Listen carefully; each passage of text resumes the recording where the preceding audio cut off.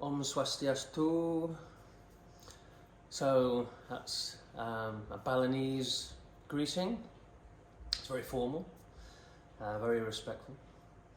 And I wanted to do this video today just to kind of give you an insight into what has inspired me to create the Siberian Blue brand, and also Exquisite crystal carvings. I'm here in my beautiful villa in Bali. This is a little insight into my bedroom and my altar. And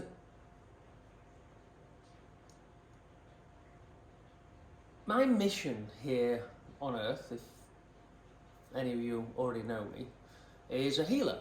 You know, I've spent many years developing a process and technique I call subconscious surgery, where I basically reprogram people's emotional patterns. I remove negative triggers which affect people's ability to be their fullest and highest expression with confidence and being able to remain grounded regardless of what situation they are in and things that trigger them. You know, I remove them and reprogram them for them. And for many years I've known I'm here to help people grow, and I've had a very, devout spiritual practice. You know, many years ago, back in 2014, Guan Yin, who's in the back there, the very same Guan Yin that came into my life in a kind of a very synchronistic and mystical way. I didn't actually buy that statue. I basically acquired it. And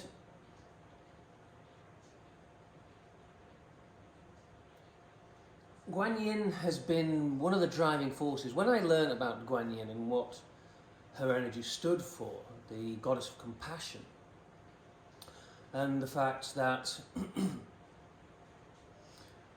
she was persecuted by her father for not marrying into another wealthy dynasty that would have increased their power,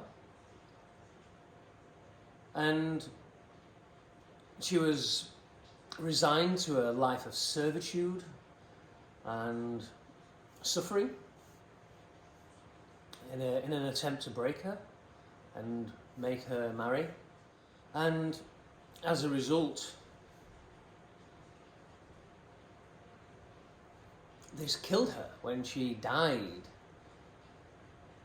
she was entering the gates of heaven and looked back and saw the suffering and felt the suffering of all humanity, and vowed never to leave this existence until all suffering had ended. And when I learned that, it just struck a deep chord within me. You know, I've been a very sensitive empath all my life, and I felt people's suffering all my life. And I felt people's pain, and I had pain myself. I had conditioned emotional patterns and beliefs which made me triggered in certain circumstances, made me insecure, made me have a low self-worth. I was, picked on and physically abused and beaten up, and my friends ostracized just because I had ginger hair. People saying things like, "Don't go near him, you'll get gingivitis," and people asking me if my nether regions were the same as my head, because it was unusual. And I grew up in a time before there were many people of different colour in school. So I was the object of, ridicule and prejudice.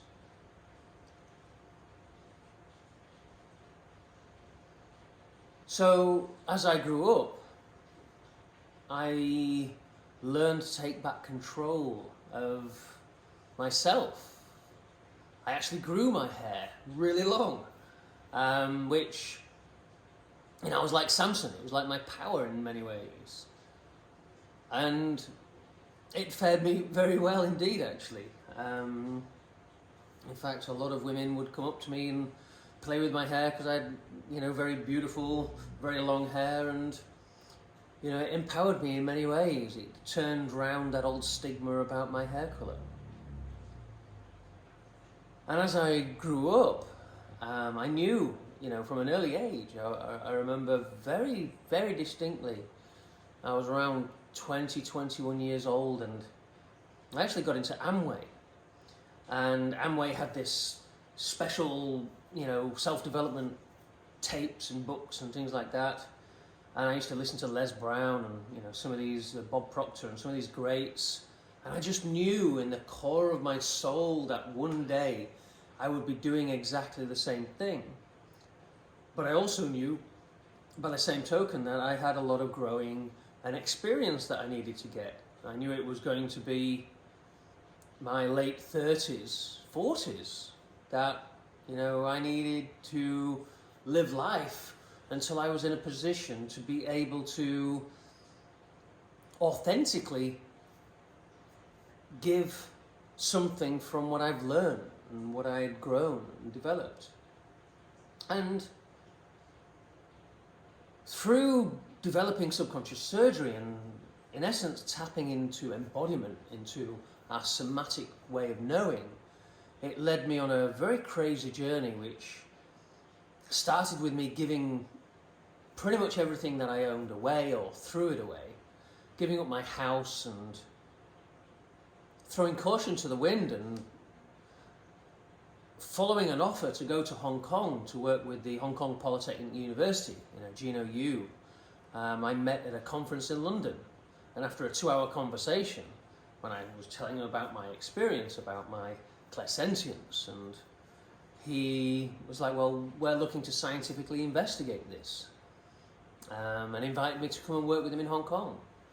And I was in a very low part of my life at that point in time. I'd been through a lot of turbulence with my business, with partners, one particular partner, which I'm going to be doing videos on, and as such, a very abusive relationship. But it was all exactly what I needed to put me in a position which led me to be sat here right now talking to you in the position I am right here, right now. You know, a very, very grateful and fortunate position. And it's all because of, you know, in many ways, this beautiful crystal here, the Siberian blue. One of the first things that I did, you know, when I threw caution to the wind and I followed the muscle testing. You know, I used applied kinesiology to make decisions with certain frameworks. Instead of using my mind and thought and logic, you know, my reasoning, which is tainted by our conditioning, our insecurities. You know, we make decisions emotionally, then often they don't always pay off, especially if our emotions are not in alignment or not congruent with what we are actually wishing to manifest in our lives. This is how we self-sabotage. And I had to find a way to dissect and analyze and break down how I'd been self-sabotaging a good chunk of my life and find ways of mitigating that and circumnavigating it.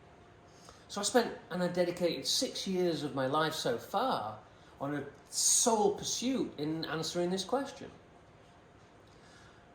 which led me to Hong Kong, which led me to get a flight with a person I just met to go to Shanghai initially without actually the money to be able to get a flight home or pay for accommodation when I got there or anything. I was acting on pure faith of the testing. The testing told me this would be life transformational. It was a 10 out of 10. it went against a lot of logic. I had to trust somebody who hadn't shown me anything tangible which actually, you know, showed me I could trust him as such.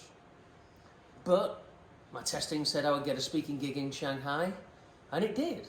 I spoke at this big conference, and this is where I met Stefan Schwartz, who in many ways changed my life as well, because I did a deal with a Siberian blue. This is an incredibly rare crystal. You'll have to watch my YouTube video. I'll put it in the description. And it's such an amazing story behind this crystal, and how it was discovered by, you know, my friend in Siberia back in the mid-80s, late 80s, being used by some of the most powerful shaman in a secret military city, which didn't have a name and didn't appear on the map. And after a long story which you can watch in the video, about 230 kilos has been in storage for the last 30 years. And I managed to get my hands on all of it and do a deal on buying it, which sent me on my path of my mission here, you know, to heal people. It was one of the most powerful and magic shamanic tools that they said they'd ever discovered. An incredible amplifier of healing gifts and opening up their, what they call, spiritual sight. And it resonated to the core of my soul that I needed this crystal. Initially, I just wanted a piece of it for myself. I never expected to be doing a deal which would secure me all of the rest of this crystal that there is in existence. And my life changed in such magical ways, and I felt so aligned with this. So many synchronistic things and weird interactions. People just coming to me, telling me things, you know, because of the crystal. You know, I had one person saying the crystal spoke to them and they wanted me to utilize it in a certain way. I had somebody randomly message me. It was a Tinder contact. We'd connected on Tinder. I was a nomad for 3 years and was changing country every week. And I'd met this person on Tinder, you know, said I'd liked them, but I was out of the country when we matched. I was thousands and thousands of miles away. So we never talked, we never interacted. And 8-9 months after we connected was when I did the deal on the crystal. And literally the day after I did the deal on the crystal, I had this message saying, if I said Arcturians to you, would it mean anything? And I was like, I know the Arcturians are a bit like the Palladians, and it just kind of felt familiar to me. So I Googled it, and the Arcturians are an ascended race who have ascended into light, and their frequency of light that they broadcast their level of consciousness is the frequency of blue. And all of the imagery that I could find is the blue was exactly the same blue as the Siberian blue. It was incredible. And then the next day, you know, I replied, yep, it's the Arcturians, blah, blah, blah, blah. And then she left without giving me another response, which was again really strange. So I was led to develop spiritual jewelry. The image, the download that I got, very visceral when I got it in a deep meditation, was that I needed to distribute this crystal throughout the world to create a grid of frequency of vibration, because that's what crystals are. They're a frequency of vibration. They're a conduit. There are there are a number of scientists that believe crystals are sentient beings. They are actually a consciousness, and this, Arcturian, theory of it being the Arcturian blue and therefore streaming the consciousness of the Arcturian race is again something which corroborates it in many ways. Whether it is or not, who knows? When I muscle test it, when I use the applied kinesiology, it agrees with it. When I muscle test other people, the same question. Everybody has muscle tested that, yes it is. So, like any scientific experiment, if you do enough samples and you get continually the same result, then there must be potentially some efficacy in that. So I use muscle testing and kinesiology to design and verify what the crystal wants to be. This was actually, in many ways, this message I got from this person, this psychic healer in London, who messaged me the first, would never interacted, through personal messages, but, would kind of interacted to some degree on Facebook. And she kind of messaged me rather cagedly and was like, look, I want to say something to you, but I don't know if it'll be received well, because it probably seemed a little bit out there for her to be saying this message, but the crystal spoke to her in a dream. She'd seen a video where I was breaking up the crystal into pieces to sell, and I'd done it in a rather unceremonious manner. And apparently the crystal appeared in her dream and said, look, please treat me with a little bit more reverence and process, and honour what the crystal wants to be and tap into its consciousness, which is what I did. I then muscle tested and used kinesiology to ask questions, in essence, of the crystal and find out what it wants to be. So in many ways, this is, the Arcturian soul purpose amulet was first conceived for the Siberian blue crystal because it's the Arcturian frequency of vibration. So I used various Arcturian sacred geometry and symbolism to create it. Then we have the Ashtar project. The Ashtar project, which is what these skulls are for. You can't buy these skulls. They are only available to people who enroll and subscribe to this rather amazing and groundbreaking experiment that we are developing. Myself and Rodrigo, my business partner in Mexico, and we've got some quite amazing scientists and individuals that are coming on board to help us put together this experiment. We're attempting to find out if crystal skull technology is what the ancient mysticism proposed it could be, a conduit to higher consciousness. People who share a skull crystal that is made from the same crystal can share consciousness, a little bit like Sense8, if anybody's seen Sense8 on Netflix. This shared consciousness.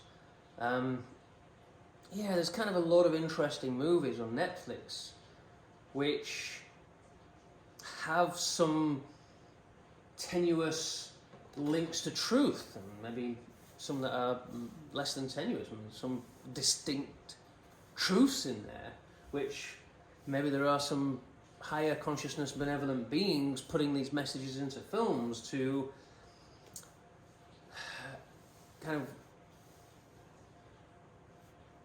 put us into an environment where these become socially acceptable, socially normal, where they're not woo-woo and crazy anymore. And in essence, this is kind of what I want to do. It's like a Mythbusters. How can we design experiments in a double-blind and blind methods and really high-quality methodology to be able to establish whether some of these proposed ancient mysticism and magical practices do work and actually have some kind of tangible effect. So all of this has just been through just downloads and following the testing and following this divine inspiration. And what has led me to develop the other products was, in some ways, a kind of a painful experience. I first brought a crystal to Bali. I mean, these crystals are not cheap. This one is probably 1.1 kilos, so at $15 a gram, it's worth, you know, roughly over $16,000. And it was given to my carver, one of the local Balinese carvers, somebody that, again, very synchronistic meeting with a very dear and beautiful friend of mine, Forrest, who runs a retreat centre here in Bali called the Flow Temple. He does flow arts, fire dancing. And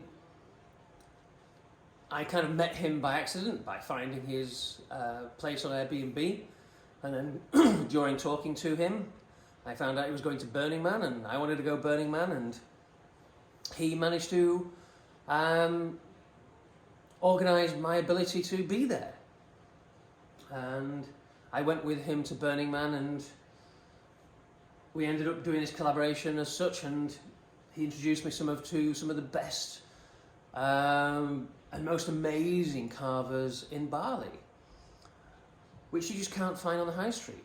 You know, I'm very, very fortunate, very blessed to have just had all these chance meetings when I was following the testing, when I was, in essence, following guidance. And I have been able to create some incredible works of art. Some of my first ones was Guan Yin. Guan Yin is my ascended master. I believe I am here to do Guan Yin's work, and this was one of the first pendants that was made. And these take about 3.5 to 4 days to carve and make. They come in a beautifully carved, again hand-carved, handmade wooden box. So the boxes were handmade by craftsmen. Then I gave them to the carvers, which created these beautiful Guan Yins on the front.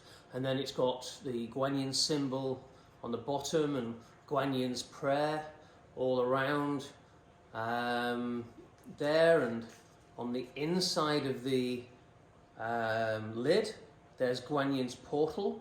And that's on the inside. It's purely for energetic purposes rather than aesthetic purposes. And you know, it's the Guan Yin portal which channels the energy of Guan Yin herself. And I gave the crystal, and with their quite antiquated tools and methodologies, they're used to dealing with, you know, a lot less valuable crystals and more abundant crystals. You know, these are strictly limited. There is literally a finite amount left. There's about 220, 225 kilos, roughly, left on the planet, and then that's it. There is no more. You know, this was made in a secret military KGB laboratory over 35 years ago, which closed down when the Soviet Union collapsed. So there is no more. That's it. They had this incredible alchemy that accidentally created this magical crystal. So through that process, I gave him 3 kilos of crystals, and I ended up with around about 600 grams of jewellery, which is about an 80% loss of crystal. And although I asked him on a regular basis to be very careful with the dust, you know, the dust we could put into resin type jewellery or put it into blown glass and this kind of stuff and retain this, because it's still got the energy, still got the vibration, we can still use it, and it still has a value. There's a significant amount of value there. Unfortunately,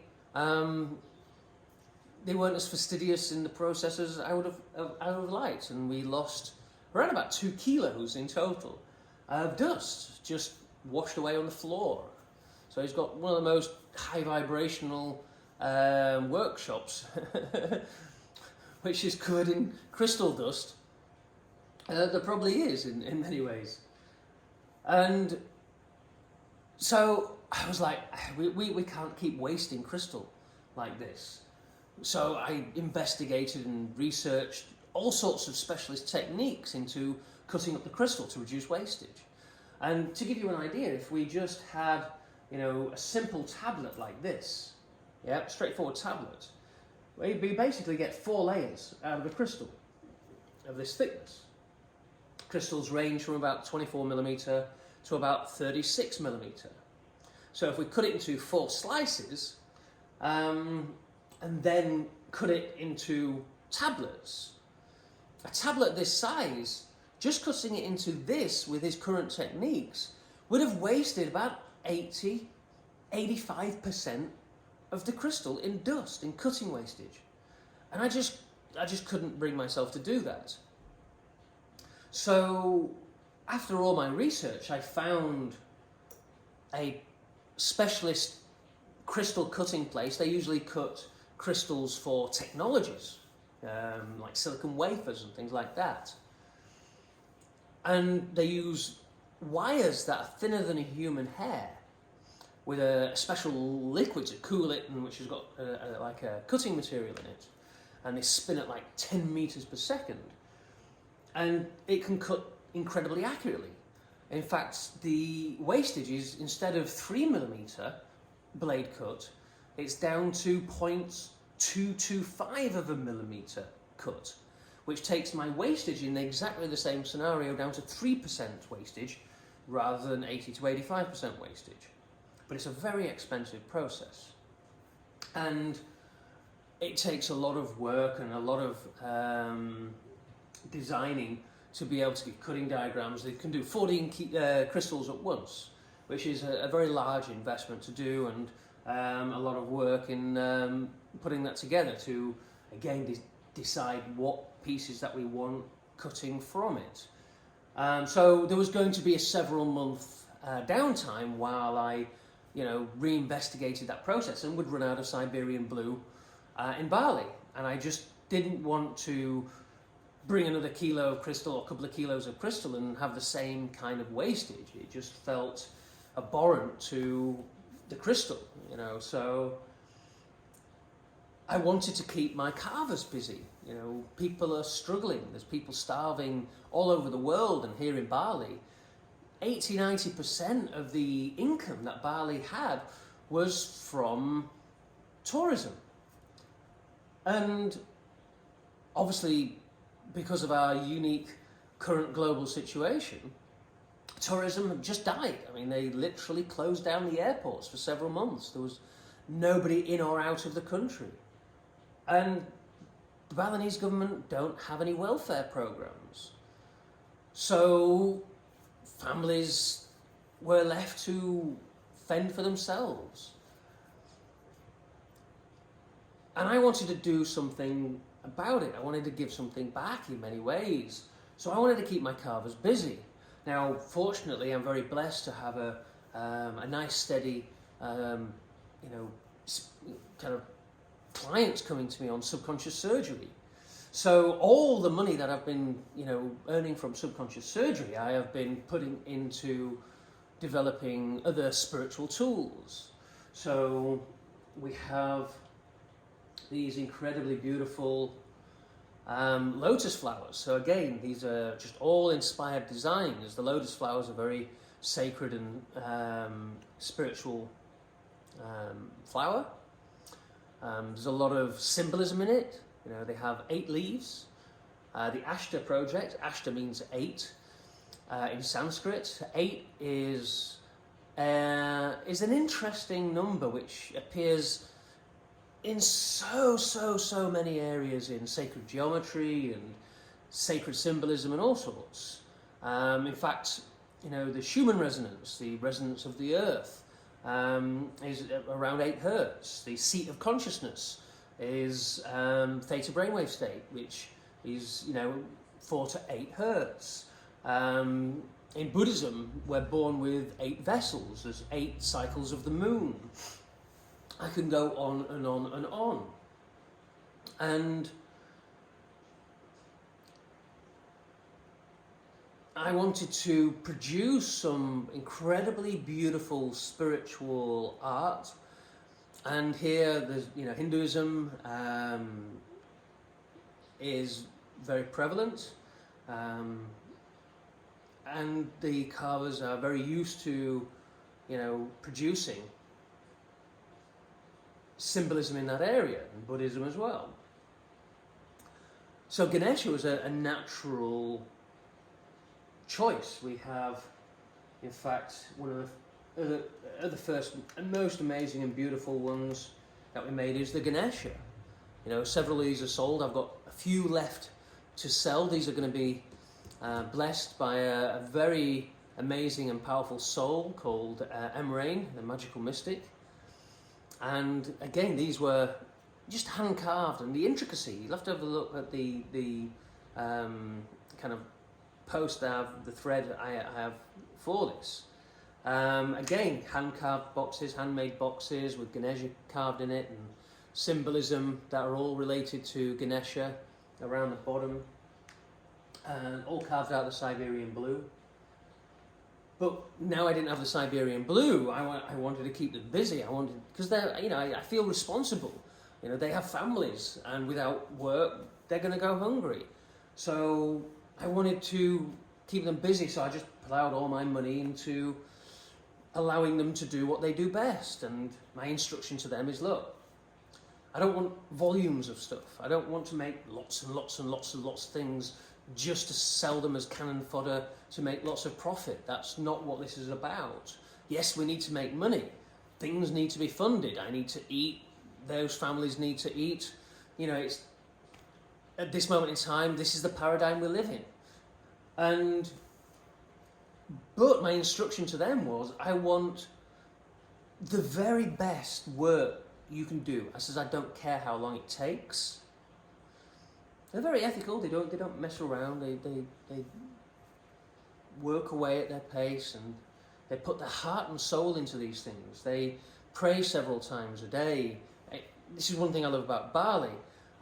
Every house has an altar, and some of their altars, as such, it's not in the same definition of this. Sometimes their altars are bigger than some of their rooms. In fact, I've seen some that are bigger than their houses themselves.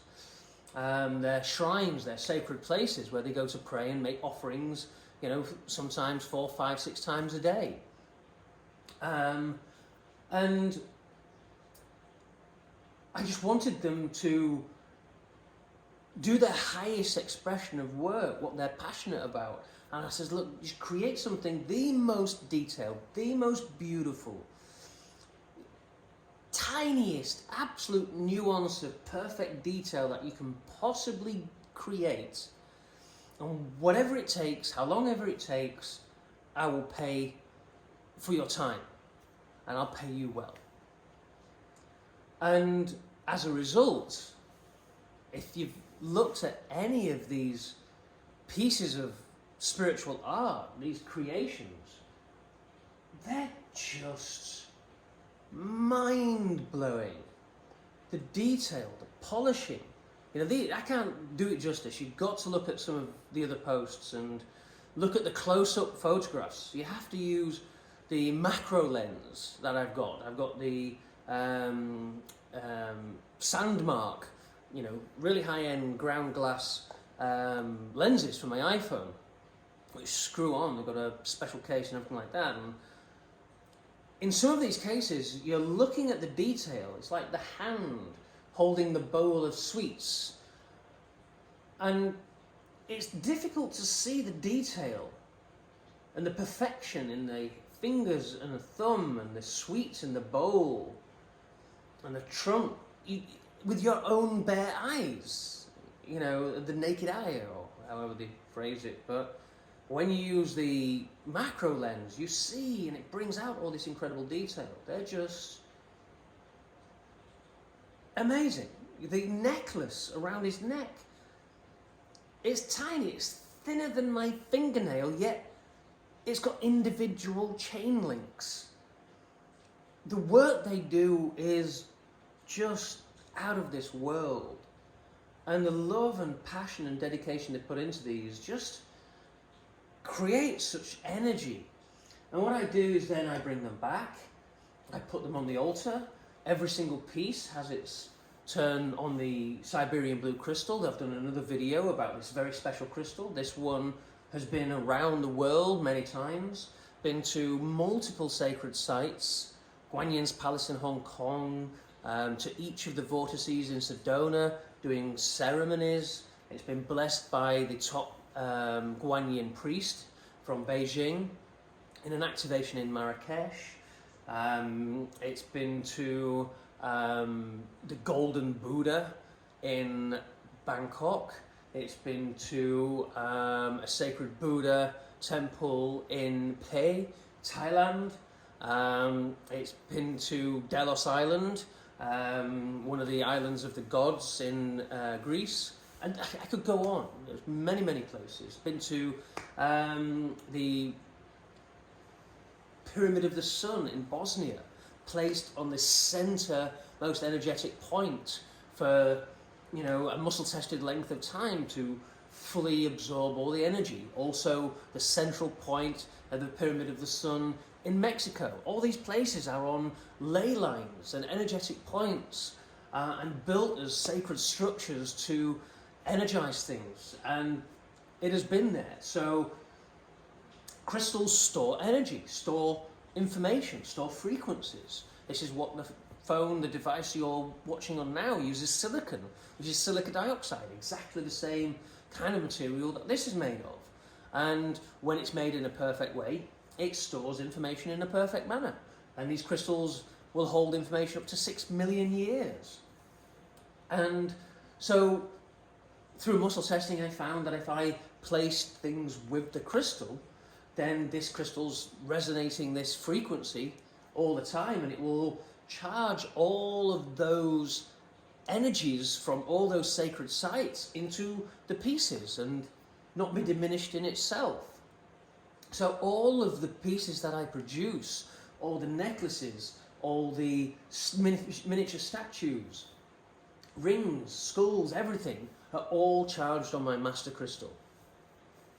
And I do this out of passion and love for creating the most energized, most powerful, most beautiful, most perfect, most cherishable spiritual items and tools that will last you a lifetime.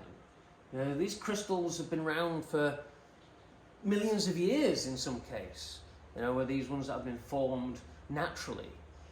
And I mean, this is natural quartz. It was quartz from the French mountains that they ground into powder and dissolved in acid. You know, all it is a regrown natural crystal. You know, people go, oh, I don't like synthetic. These synthetic crystals are not good as natural crystals. It is a natural crystal. Yeah, just like if you got natural sugar, and you dissolved it in water, and then you evaporated the water, you would have sugar. You wouldn't have synthetic sugar. You would have natural sugar that's just regrown into a new crystal, which is what they do with the quartz. The only difference is they add cobalt, which is for the blue, non-radioactive cobalt. But this particular recipe, for some reason, was the frequency of vibration that was created, which caused all this magic, which the shamans identified and used in ceremonies. So I just wanted to give you this insight into the process and the dedication and the passion that I put into every single individual piece here.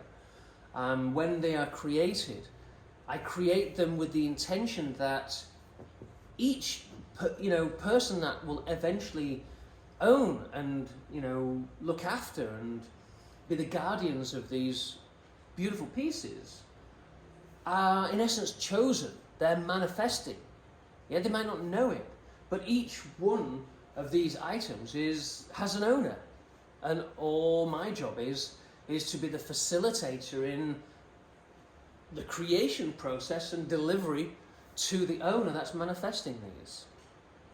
In fact, it's kind of interesting. I get many times feedback from, you know, our customers saying, "Oh my God, this just feels like it was made for me. I feel like I was destined to have this. Like I manifested it," and all sorts. It's really interesting. It really is.